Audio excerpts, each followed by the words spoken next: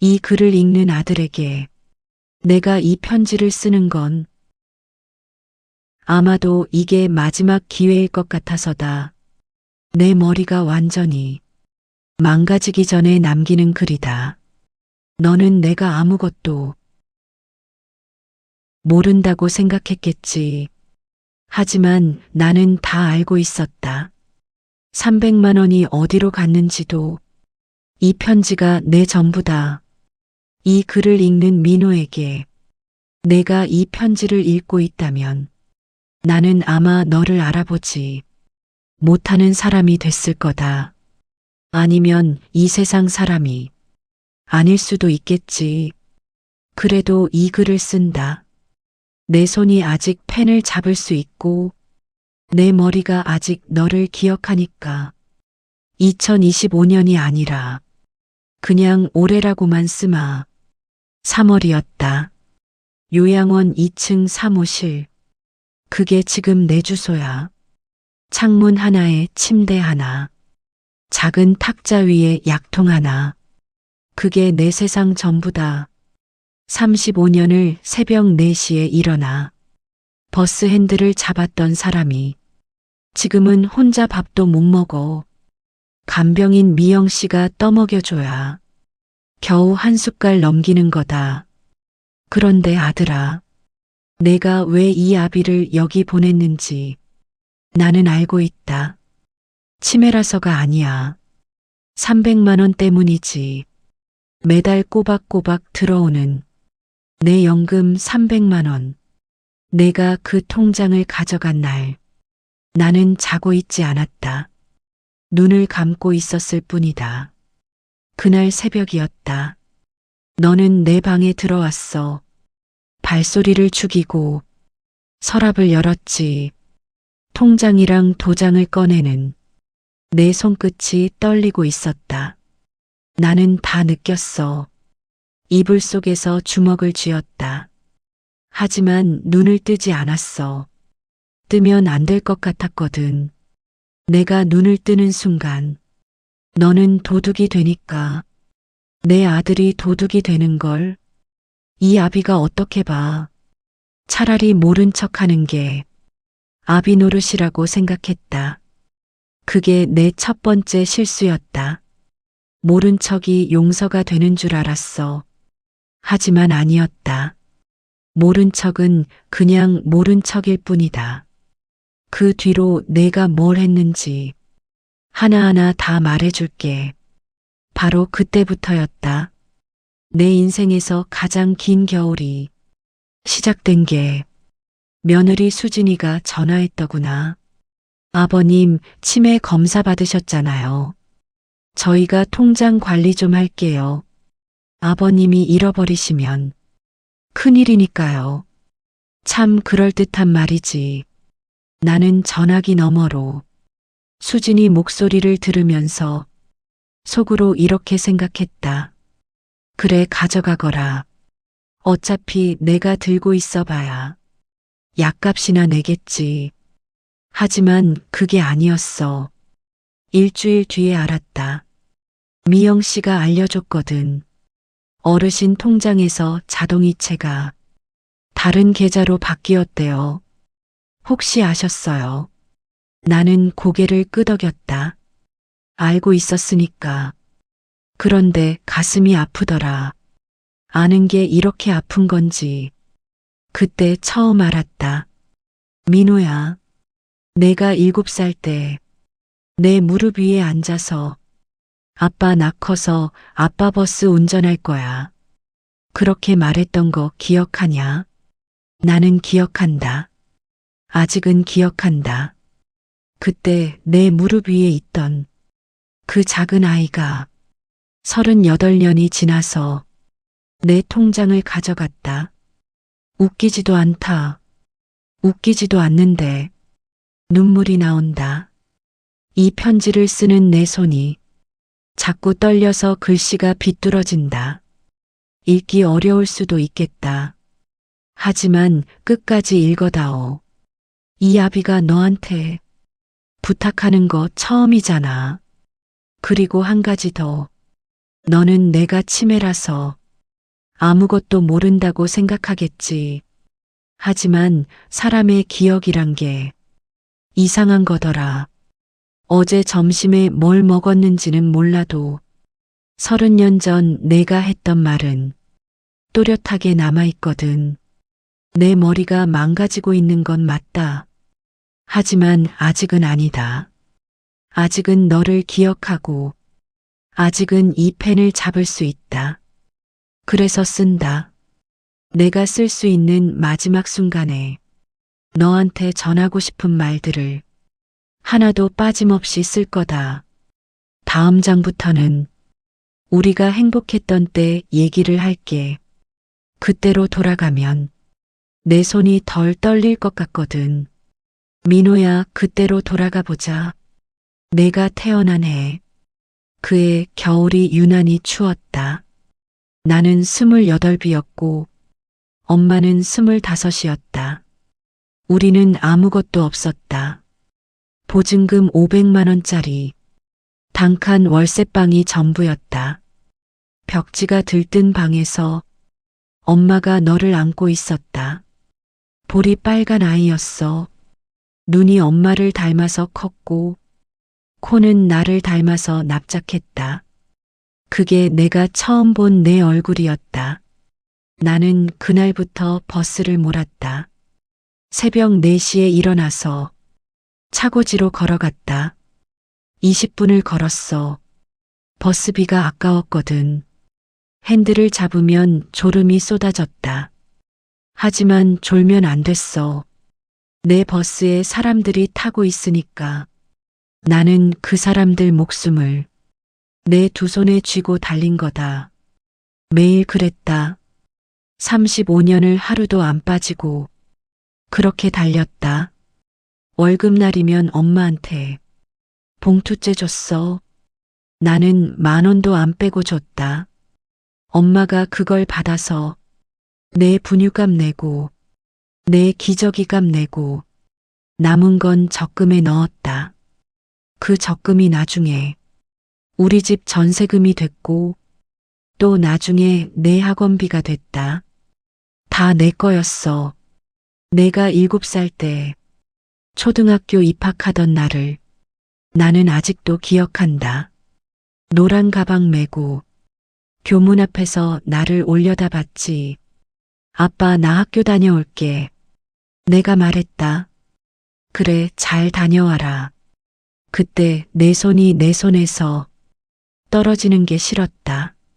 작은 손이었어. 내 손바닥 절반도 안 됐어. 그 손이 내 검지를 꼭 쥐고 있다가 놓는 그 순간이 얼마나 허전했는지 모른다. 그런데 있잖아. 그게 시작이었다. 내 손이 내 손에서 떨어진 게 그때부터 너는 조금씩 나한테서 멀어졌다. 물론 그때는 몰랐다. 그게 멀어지는 거라고는 생각도 못했으니까. 엄마가 식당 일을 시작한 것도 내가 중학교 들어가면서였다. 학원비가 갑자기 많아졌거든. 수학, 영어, 과학. 한 달에 80만 원이 나갔다. 내 월급으로는 모자랐어. 엄마가 식당 보조로 나갔다. 아침 6시부터 오후 3시까지 무릎이 안 좋은데도 하루도 안 쉬었어. 집에 오면 엄마 무릎이 퉁퉁 부어 있었다. 나는 파스를 사다가 엄마 무릎에 붙여줬다. 엄마가 말했다. 여보, 괜찮아요. 민호가 대학만 가면 다 해결돼요. 나는 고개를 끄덕였다. 그래, 대학만 가면 우리 좀 편해지겠지. 그때는 정말 그렇게 믿었다. 민호야, 내가 대학 합격한 날 엄마가 울었다. 부엌에서 혼자 울었어. 내가 왜 우냐고 물었더니 엄마가 말했다. 기뻐서 그래요. 우리 민호가 해냈잖아요. 나도 울고 싶었다. 하지만 아비가 우는 건 좀 아닌 것 같아서 화장실에 들어가서 혼자 울었다. 세수하고 나와서 말했다. 수고했다, 이 사람아. 이제 좀 쉬어라. 엄마가 웃었다. 그 웃음이 지금도 남아있다. 내 머리에서 다른 건 다 지워져도 그 웃음만은 지워지지 않는다. 내가 25에 취직하고 30에 결혼하고 32에 서연이가 태어났다. 그때가 우리 집 가장 행복한 때였다. 명절마다 내가 서연이를 데리고 왔고 엄마가 갈비찜을 했다. 서연이가 할머니 이거 맛있어요. 그렇게 말할 때마다 엄마 얼굴이 환해졌다. 나는 거실에 앉아서 그 모습을 바라봤다. 그게 내 인생에서 가장 좋은 풍경이었다. 테레비보다 그 장면이 좋았어. 하지만 민호야, 행복이란 게 그렇더라. 손에 꽉 쥐고 있다고 생각하는데 어느 순간 모래처럼 손가락 사이로 빠져나간다. 그때는 눈치도 못 챈다. 빠져나가고 있다는 걸 다 빠지고 나서야 알게 된다. 그때가 오고 있었다. 내가 모르는 사이에 우리 가족의 행복이 조금씩 빠져나가고 있었다. 민호야, 여기서부터는 쓰는 게 좀 힘들다. 하지만 써야 한다.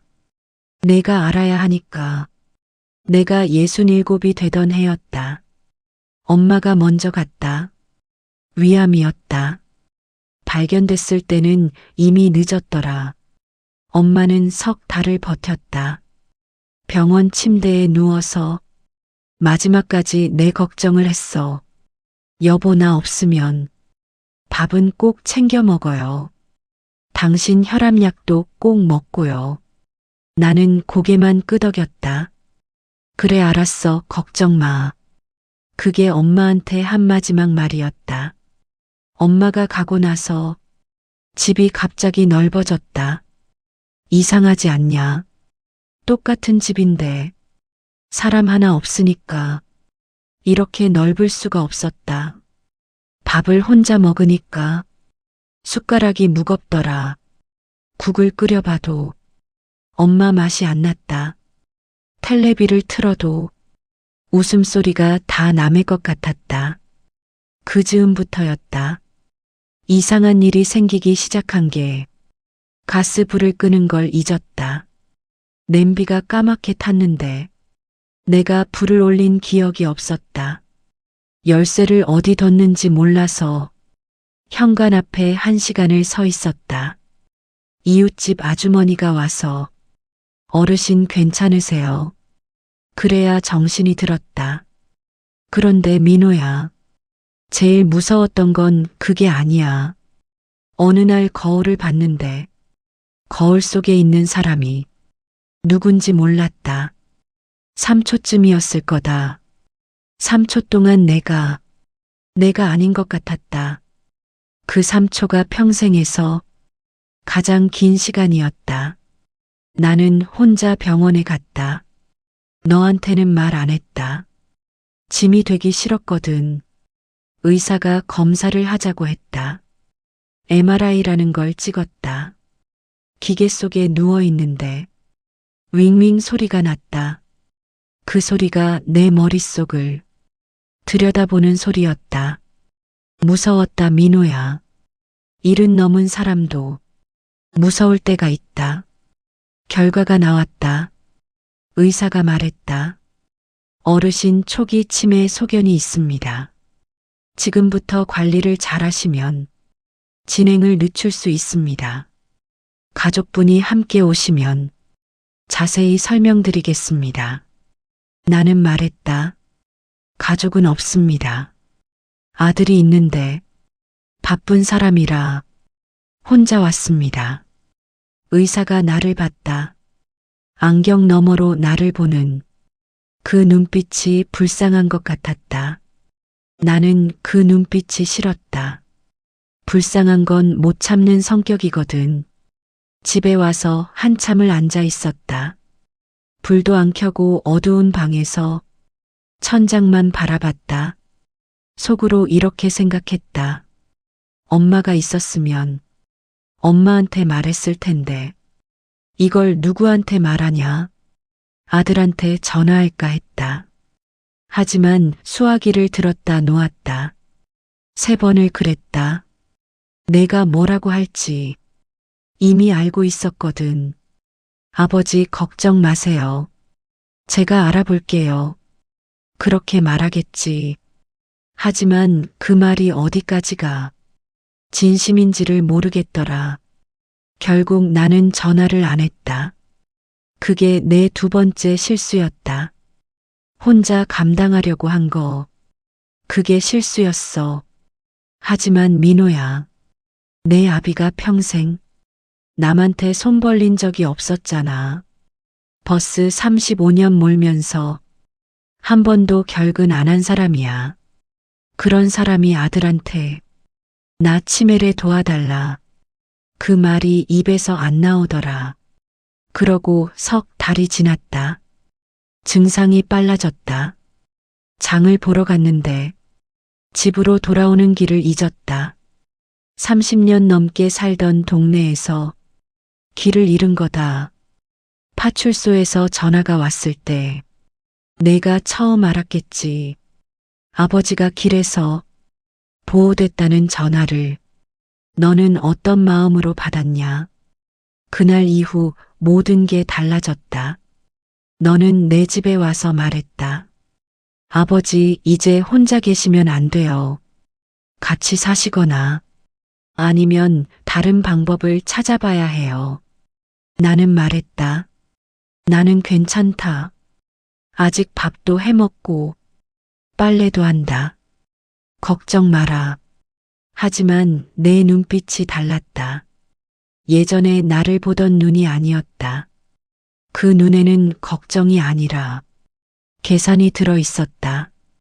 그때는 느낌만 있었고 확신은 없었다.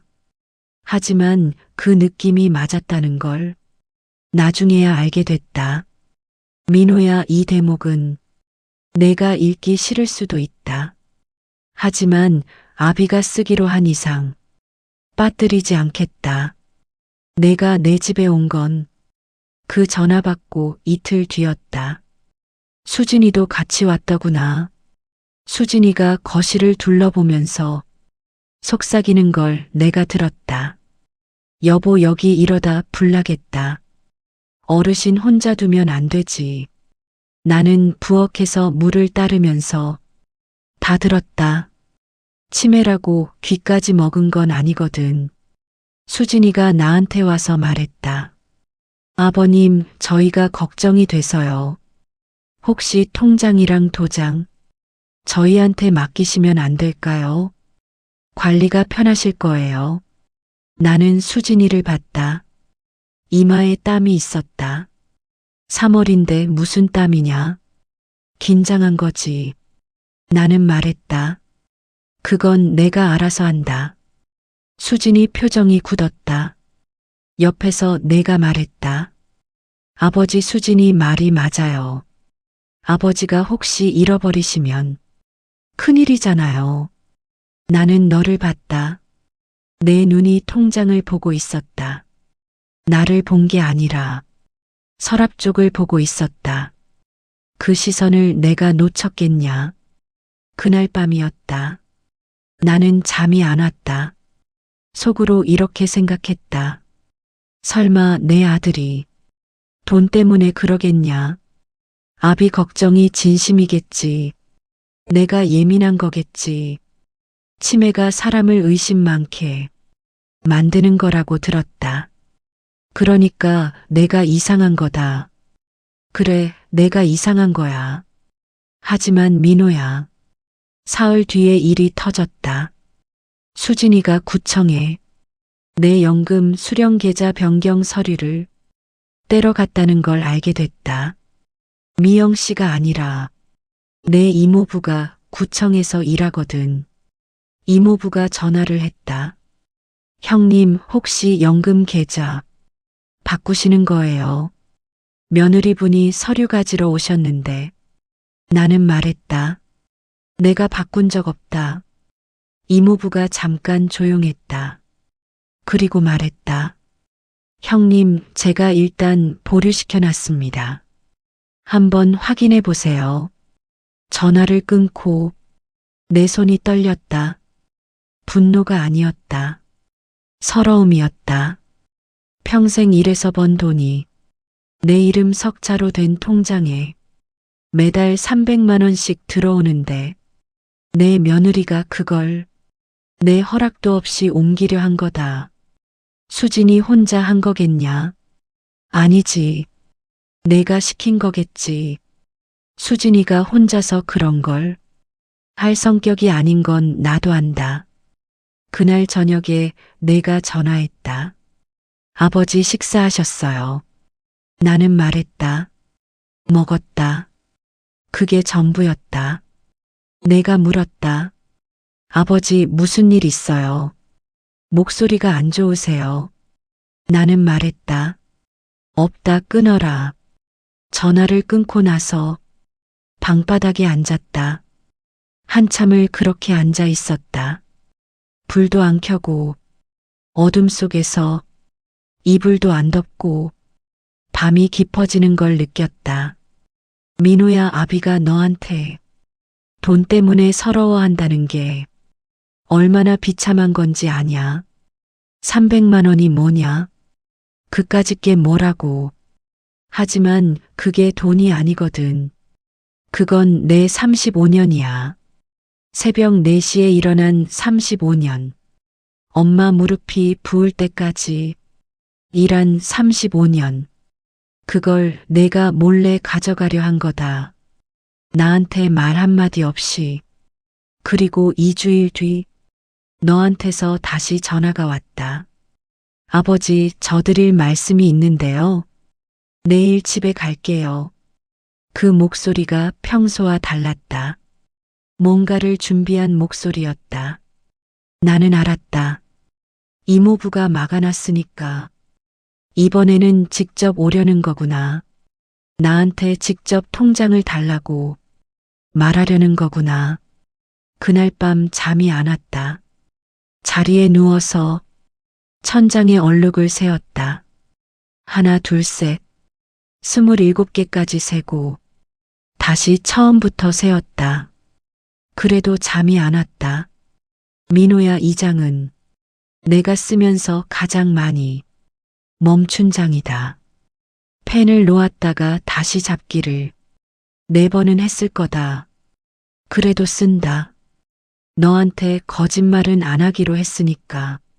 내가 집에 왔다. 수진이는 안 왔더라. 너 혼자 왔다. 현관문을 열고 들어오면서 신발을 가지런히 놓았다. 그 모습이 효자 같았다. 웃기지. 신발을 가지런히 놓는 게 효도가 아닌 건 나도 안다. 거실에 마주 앉았다. 내가 차를 끓여왔다. 아버지, 보리차 드세요. 나는 받아들고 한 모금 마셨다. 미지근했다. 내 마음처럼 미지근했다. 너는 한참을 뜸을 들이더니 입을 열었다. 아버지, 나는 봤다. 내 주머니에 서류 봉투가 접혀 있는 걸. 아버지, 제가 드릴 말씀이 있어요. 나는 말했다. 말해봐라. 너는 말했다. 아버지, 연금 통장을 제 이름으로 바꾸면 안 될까요? 아버지, 치매가 진행되시면 관리가 어려우실 거예요. 제가 아버지 드실 것도 사드리고 약값도 내고 나머지는 아버지 비상금으로 모아놓을게요. 나는 내 얼굴을 봤다. 진심인 것 같기도 하고 아닌 것 같기도 했다. 그래서 물었다. 민호야, 수진이가 구청에 간 거 그것도 아버지 위해서였냐? 내 얼굴이 하얗게 됐다. 그걸 어떻게 아셨어요? 나는 말했다. 치매라고 바보가 아니다. 그 순간 내가 변했다. 표정이 달라졌다. 효자의 가면이 벗겨졌다. 너는 목소리를 높였다. 아버지 그러시면 어떡해요. 저도 사정이 있어요. 사업이 안 돼서 대출이자가 밀렸다고요. 아버지 연금이면 이자라도 막을 수 있어요. 이게 다 누구 때문인데요? 아버지가 퇴직금을 왜 다 연금에 넣으셨어요? 그냥 주시지. 나는 내 말을 듣고 있었다. 귀가 아닌 가슴으로 들었다. 그냥 주시지. 그 말이 칼이었다. 나는 말했다. 그래 가져가거라. 너는 멈칫했다. 진짜요. 나는 말했다. 대신 한 가지만 약속해라. 매달 약값하고 밥값만 보내줘. 나머지는 내가 써라. 너는 고개를 끄덕였다. 아버지 감사합니다. 제가 잘할게요 정말. 내 목소리에 기쁨이 있었다. 나는 그 기쁨을 들었다. 아비 통장을 받아들고 기뻐하는 아들의 목소리를. 그날 내가 돌아간 뒤 나는 화장실에 갔다. 거울을 봤다. 거울 속에 늙은이가 하나 있었다. 이번에는 그게 나라는 걸 알았다. 알아서 더 서러웠다. 그 늙은이가 바로 나라는 게 견딜 수가 없었다. 통장을 줬다. 35년 새벽 4시의 대가를 5분 만에 줬다. 내가 왜 줬는지 아냐 민호야. 줘야 내가 올 것 같아서다. 통장이라도 줘야 내가 나를 안 버릴 것 같아서다. 돈을 줘야 아들이 찾아오는 아비. 그게 내 현실이었다. 그런데 민호야, 내가 약속한 거 있지. 매달 약값하고 밥값. 그거 한 달은 왔다. 2달째도 왔다. 석 달째부터 안 왔다. 전화를 했다. 민호야, 이달은 아직 안 왔다. 너는 말했다. 아, 아버지 죄송해요. 이번 달만 좀 늦을 거예요. 다음 달에 같이 보내드릴게요. 다음 달에도 안 왔다. 전화를 했다. 이번에는 수진이가 받았다. 아버님, 민호 씨가 지금 바빠요. 나중에 연락드릴게요. 나중은 오지 않았다. 바로 그때였다. 나는 깨달았다. 내가 준 게 통장이 아니라 아들이었다는 걸. 300만 원과 함께 내 아들도 사라진 거였다. 민호야, 여기서부터 편지 글씨가 좀 흐려질 거다. 내가 쓰다 울어서 잉크가 번졌다. 닦았는데 잘 안 닦이더라. 읽기 힘들면 미안하다. 돈이 끊기고 나서 내 생활이 어떻게 됐는지 말해줄게. 냉장고에 있는 게 다 떨어졌다. 쌀이 먼저 바닥났다. 라면으로 버텼다. 라면도 떨어지니까 소금물에 밥을 말아 먹었다. 밥도 없으면 물만 마셨다. 수도는 아직 안 끊겼거든. 약이 문제였다. 치매약이 있어야 하는데 약값이 없었다. 병원에 가야 하는데 교통비가 없었다. 옆집 아주머니가 밑반찬을 갖다 줬다. 나는 받기 싫었다. 자존심 때문이 아니라 미안해서였다.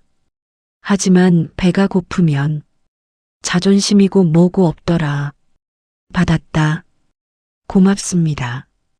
고개를 숙이고 받았다. 평생 고개 안 숙이고 산 사람이 반찬통 하나에 고개를 숙인 거다. 전기세가 밀렸다. 2달치가 밀리니까 고지서에 빨간 글씨가 찍혔다. 단전 예고였다. 나는 그 고지서를 접어서 서랍에 넣었다. 어차피 낼 돈이 없으니까. 접어놓으면 안 보이니까. 그렇게 하면 없는 셈이니까. 그 즈음 내 머리가 빠르게 나빠지기 시작했다. 약을 못 먹으니까 당연한 거였다. 이름이 생각 안 났다. 내 이름은 기억나는데 옆집 아주머니 이름이 안 났다. 30년을 옆에 살았는데 그 사람 이름이 안 나오는 거다. 날짜도 헷갈렸다. 오늘이 며칠인지 몇 월인지도 모르겠더라. 하지만 민호야. 내 이름은 잊지 않았다. 박민호. 세 글자. 그 세 글자만은 내 머리에 못처럼 박혀 있었다.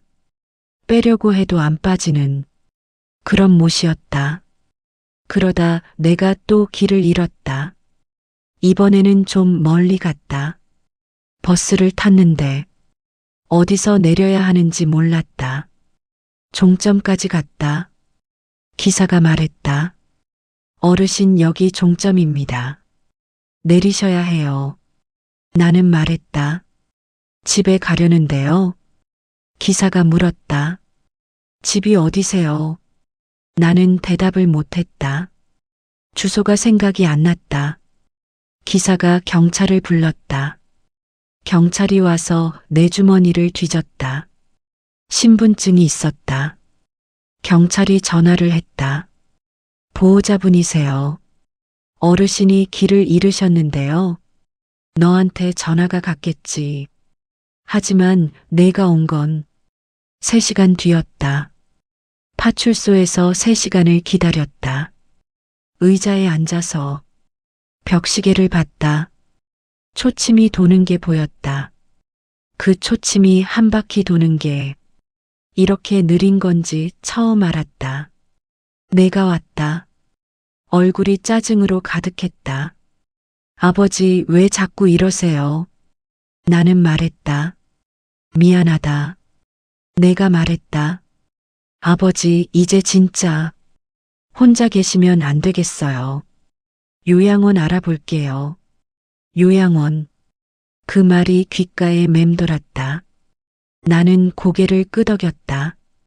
싫다고 할 수가 없었다. 길을 잃은 노인이 무슨 힘으로 싫다고 하냐. 그날 밤에 생각했다. 이 아비가 어쩌다 이렇게 됐나. 새벽 4시에 일어나서 35년을 달린 사람이 지금은 버스 종점에서 집 주소도 모르는 사람이 됐다. 이게 내 팔자지 뭐. 별 수 있나 이렇게 사는 거지. 민호야. 이 대목은 좀 다른 얘기다. 내 얘기가 아니라 내 딸 얘기다. 서연이 얘기. 요양원에 들어온 지 2달쯤 됐을 때였다. 토요일 오후에 면회 시간이었다. 나는 기대를 안 했다. 내가 올 리가 없으니까. 들어온 뒤로 한 번도 안 왔으니까. 그런데 복도에서 발소리가 들렸다. 가볍고 빠른 발소리였다. 내 발소리가 아니었다. 젊은 발소리였다. 문이 열렸다. 서연이었다. 할아버지. 서연이가 들어오면서 울고 있었다. 할아버지, 저 서연이에요. 알아보시겠어요? 나는 알아봤다. 내 손녀를 어떻게 못 알아보냐. 서연아 왔냐. 서연이가 달려와서 내 손을 잡았다. 따뜻한 손이었다. 2달 만에 처음 느끼는 사람의 온기였다. 서연이가 말했다. 할아버지 왜 이렇게 마르셨어요? 밥 안 드세요? 나는 말했다. 잘 먹고 있다 걱정 마. 거짓말이었다. 입맛이 없어서 반도 못 먹고 있었다. 하지만 손녀한테 그런 말을 어떻게 하냐.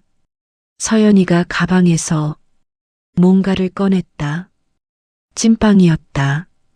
할아버지, 이거 할아버지 좋아하시는 찐빵이에요. 제가 사왔어요. 나는 그 찐빵을 받아들고 한참을 봤다. 엄마가 생각났다. 엄마가 겨울마다 찐빵을 사왔었거든.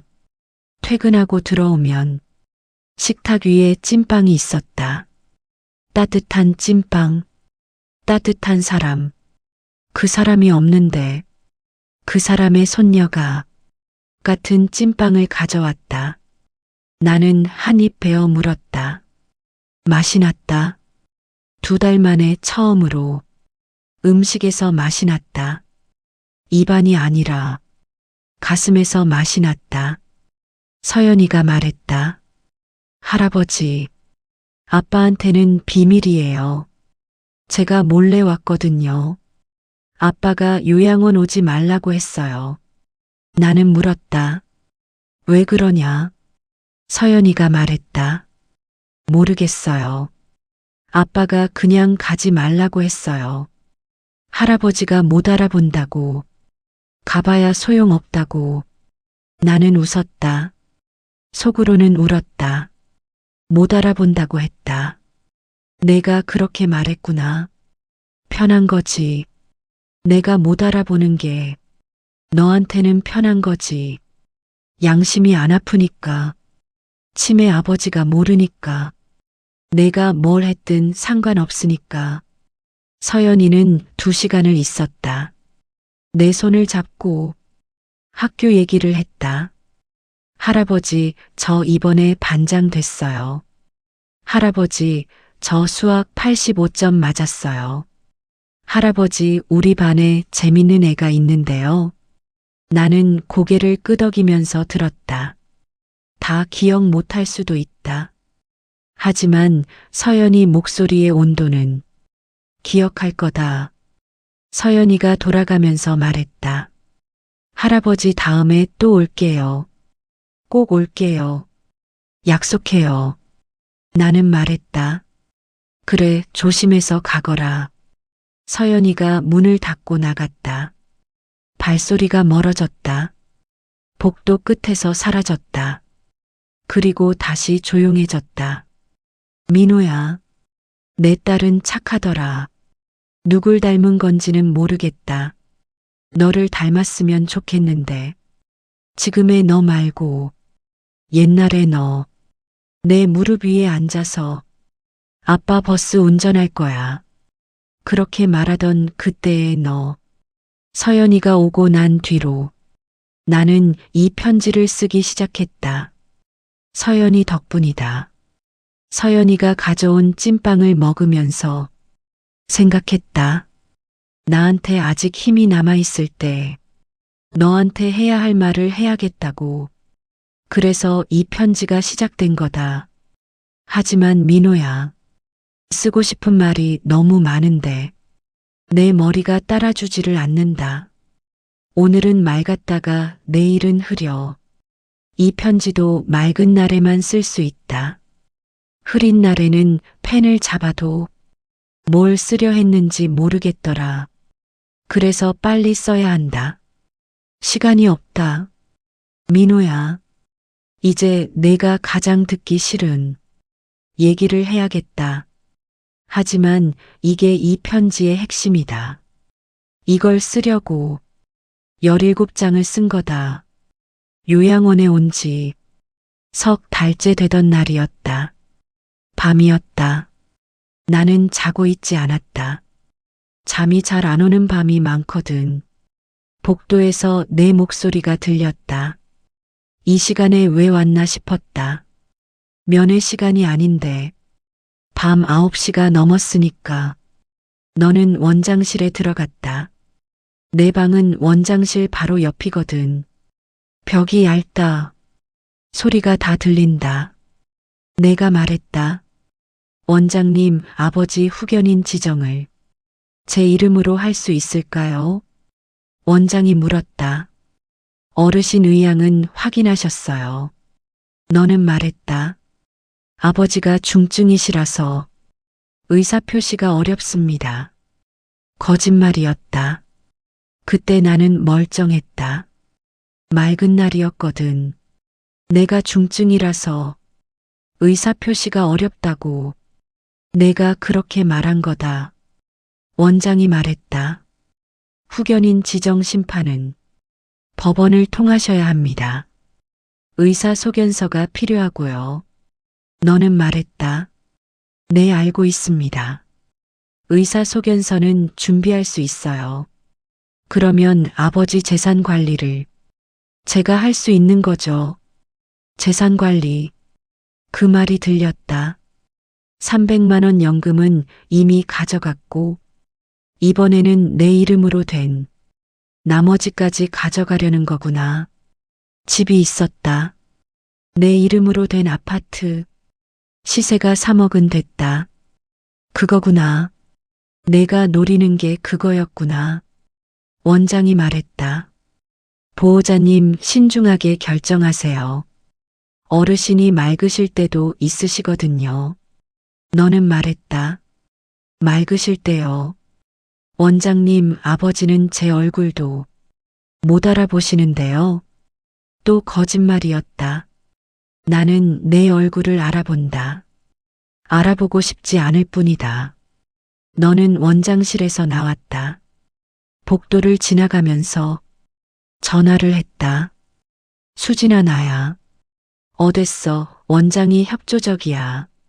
소견서만 받으면 돼. 그러면 아파트도 정리할 수 있어. 이자 갚고 남은 거 우리가 쓰면 되지. 아버지는 어차피 요양원에서 뭐가 필요하겠어.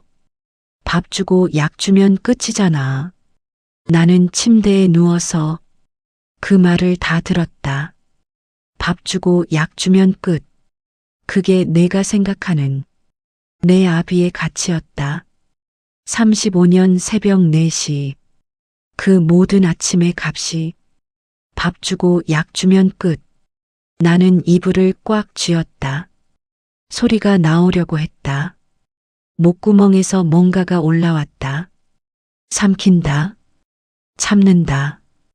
이를 악물고 참았다. 울면 지는 거다. 이 나이에 뭘 지고 이기고 하냐만. 울면 진짜 끝인 것 같았다.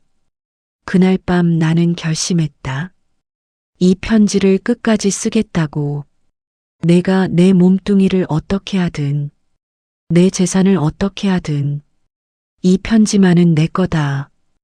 이 글씨만은 내 의지로 쓴 거다. 치매가 내 기억을 뺏어가도 이 펜이 기억을 대신 잡아줄 거다. 그리고 민호야, 한 가지 더 말해줄 게 있다. 내가 모르는 사실이다. 엄마가 죽기 전에 나한테 편지를 남겼다. 엄마도 편지를 썼더라. 거기에 이렇게 적혀 있었다. 여보, 민호를 원망하지 말아요. 그 애도 힘든 거예요. 사업이 안 돼서 마음이 급한 거지. 나쁜 애가 아니에요. 내가 가면 민호를 잘 부탁해요. 당신밖에 없잖아요. 나는 그 편지를 100번은 읽었다. 엄마는 죽어가면서도 내 편을 들었다. 나는 그게 이해가 안 됐다. 하지만 지금은 조금 안다. 엄마는 너를 미워할 수가 없었던 거다. 낳은 자식이니까. 뱃속에서 10달을 품은 자식이니까. 그걸 어떻게 미워하냐? 나도 그렇다. 미워하고 싶은데 안 된다. 이게 부모라는 거더라. 하지만 민호야, 용서하는 것과 모른 척하는 건 다른 거다. 나는 이 편지에서 모른 척을 그만두기로 했다. 민호야, 이 편지의 마지막 장이다. 여기까지 읽어줘서 고맙다. 읽었다면 말이다. 오늘이 며칠인지 모르겠다. 달력을 봐도 숫자가 헷갈린다. 하지만 계절은 안다. 창밖에 나뭇잎이 지고 있으니까 가을인 거다. 내가 편지를 쓰기 시작한 게 여름이었으니까 석 달쯤 됐나 보다. 석 달 동안 17장을 썼다. 맑은 날에만 쓸 수 있으니까 맑은 날이 17번이었던 거다. 나머지 날은 흐렸다. 흐린 날에는 내 이름도 가물가물할 때가 있었다.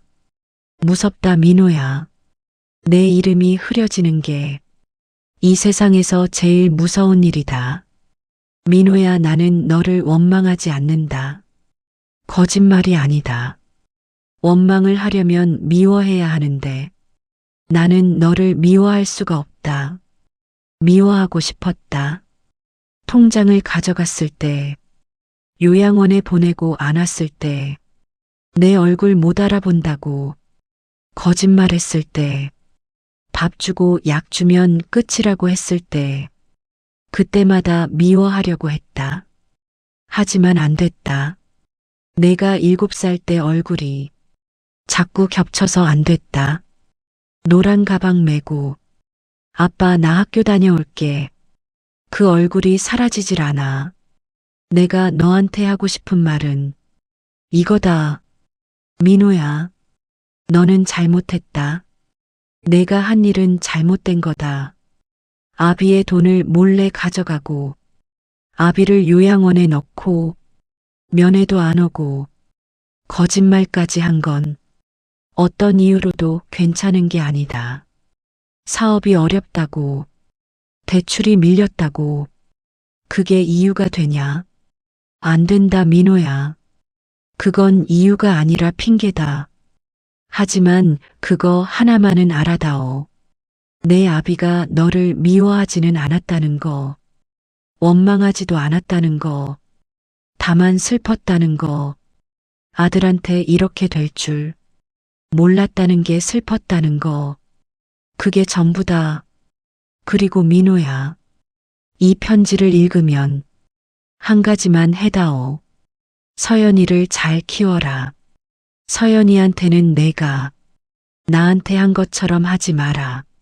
서연이가 나중에 내 연금 통장을 가져가게 하지 마라.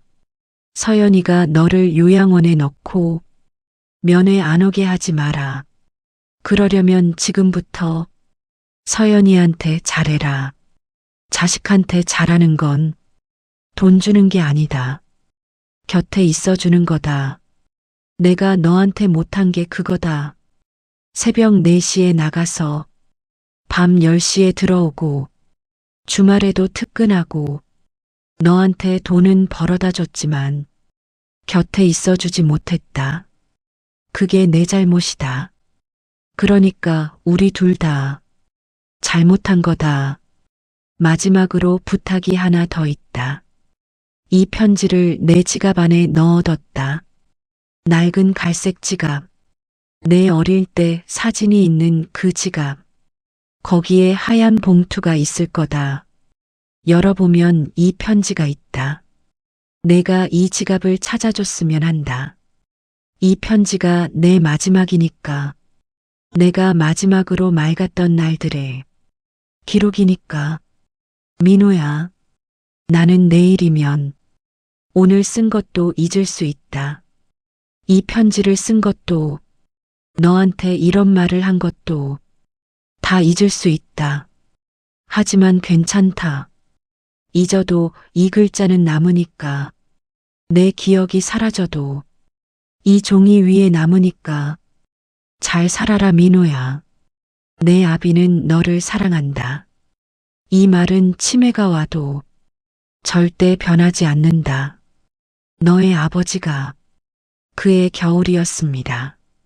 박종수 씨가 세상을 떠난 건 첫눈이 내리던 새벽이었습니다. 요양원 간병인 미영 씨가 아침 6시에 방문을 열었을 때 그는 이미 차갑게 식어 있었습니다. 이불을 가슴까지 올린 채 눈을 감고 있었습니다. 표정이 편안했다고 합니다. 오랫동안 힘들었던 사람이 마지막에야 쉴 곳을 찾은 그런 얼굴이었다고 합니다. 장례식장에는 사람이 적었습니다. 옆집에 살던 아주머니가 왔고, 요양원 간병인 미영 씨가 왔고, 버스 회사 시절 후배 한 명이 왔습니다. 아들 박민호 씨가 왔습니다. 며느리 이수진 씨가 왔습니다. 손녀 박서연 양이 왔습니다. 서연이는 영정 사진 앞에 서서 한참을 울었습니다. 할아버지, 할아버지, 저 서연이에요. 할아버지가 대답하지 않았습니다. 처음으로 대답하지 않았습니다. 장례가 끝나고 유품을 정리하는 날이었습니다. 미영 씨가 박민호 씨에게 작은 상자를 건넸습니다. 어르신 짐이 이게 전부예요. 약통하고 옷 몇 벌하고 지갑이 하나 있어요. 민호 씨가 상자를 받았습니다. 가벼웠습니다. 35년을 일한 사람의 마지막 짐이 그 상자 하나였습니다. 집에 돌아가서 민호 씨가 상자를 열었습니다. 낡은 갈색 지갑이 있었습니다. 열어보니 어린 시절 자기 사진이 있었습니다. 7살쯤 되어 보이는 남자아이가 노란 가방을 메고 웃고 있었습니다. 그리고 그 뒤에 하얀 봉투가 있었습니다. 봉투 겉면에 삐뚤삐뚤한 글씨로 이렇게 적혀 있었습니다. 민호에게. 민호 씨가 봉투를 열었습니다. 안에 17장의 편지가 접혀 있었습니다. 글씨가 비뚤었습니다. 어떤 장은 글씨가 흔들리고 어떤 장은 잉크가 번져 있었습니다. 첫 번째 장 첫 줄에 이렇게 적혀 있었습니다. 이 글을 읽는 민호에게 민호 씨가 읽기 시작했습니다. 거실 소파에 앉아서 한 장씩 넘겼습니다. 처음에는 조용히 읽었습니다. 두 번째 장에서 손이 멈추었습니다. 세 번째 장에서 입술을 깨물기 시작했습니다. 다섯 번째 장에서 편지를 들고 있는 손이 떨렸습니다. 통장을 가져간 날, 아버지가 자고 있지 않았다는 것, 눈을 감고 있었을 뿐이라는 것, 그 대목에서 민호 씨의 무릎 위로 편지가 떨어졌습니다. 두 손으로 얼굴을 감싼 채 소리가 나오지 않았습니다. 목이 메어 숨을 쉴 수가 없었습니다. 수진 씨가 다가왔습니다. 여보 왜 그래? 민호 씨가 대답하지 못했습니다. 수진 씨가 떨어진 편지를 집어 읽기 시작했습니다. 수진 씨의 얼굴에서도 핏기가 사라졌습니다. 밤 주고 약 주면 끝이잖아. 그 말을 아버지가 듣고 있었다는 것. 며느리의 손에서도 편지가 떨어졌습니다. 서연이가 방에서 나왔습니다. 아빠 엄마 왜 그래요? 민호 씨가 서연이를 봤습니다. 서연이 얼굴 위로 7살 자기 얼굴이 겹쳤습니다. 노란 가방을 메고 아빠 나 학교 다녀올게. 그 목소리가 들리는 것 같았습니다. 민호 씨가 편지 마지막 장을 다시 집어들었습니다. 마지막 줄을 읽었습니다. 내 아비는 너를 사랑한다. 이 말은 치매가 와도 절대 변하지 않는다. 너의 아버지가. 그날 밤 민호 씨는 아버지 영정 사진 앞에 앉았습니다. 아무 말도 하지 못했습니다. 할 말이 없었습니다. 할 말이 너무 많아서 아무 말도 할 수가 없었습니다. 창밖에 눈이 내리고 있었습니다. 아버지가 떠난 날에도 눈이 내렸습니다. 하얀 눈이 세상을 덮었지만 그 하얀 것이 아무것도 지워주지 못했습니다. 300만 원도, 35년도, 17장의 편지도 아무것도 되돌릴 수 없었습니다. 민호 씨는 그 편지를 접어 다시 낡은 갈색 지갑에 넣었습니다. 그리고 그 지갑을 가슴 안주머니에 넣었습니다. 아버지가 평생 품고 다니던 것처럼 이제 아들이 품고 다닐 것입니다. 하지만 그것이 효도가 되는 것은 아닙니다. 돌아갈 수 없는 시간 앞에서 지갑 하나가 무슨 소용이겠습니까? 이것이 연금 300만 원을 빼돌린 아들과 치매 아버지가 요양원에서 남긴 마지막 편지의 이야기입니다. 이 이야기가 마음에 들으셨다면 구독, 좋아요 부탁드려요.